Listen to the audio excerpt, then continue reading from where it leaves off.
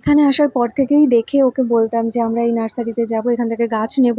তো কালকে আমরা যাই সামনের এই নার্সারিতে। গাছ নেওয়ার তো কোনো ইচ্ছে ছিল না, রাস্তার পাশে একটা নয়নতারা ফুল গাছ দেখেছিলাম ছোট্ট।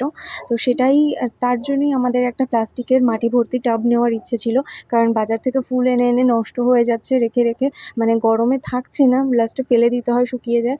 তো সেই জন্য, আর নয়নতারা গাছে বেশ ফুল হয় ছোট গাছেও, একটা দুটো ফুটলেই আমার এনাফ, আমার হয়ে যাবে। বজরংবলীকে দিলাম আর তুলসী তলায় দিলাম। এখানে আসছিলাম তখন তো খুশি ছিলামই, আর যখন ভিতরে ঢুকি আস্তে আস্তে দেখি চারিদিকটা সবুজ, এত গাছপালা, আমার যে ট্রাস্ট মি এত ভালো লাগছিল, মানে কি বলবো। লাস্টে আমরা এই গাছটা নিয়ে নিই, আর এই গাছটা যেটাই ছিল ছোট্ট একটা টাবে, তো সেটাও আমাদের দিয়ে দেয় সাথে।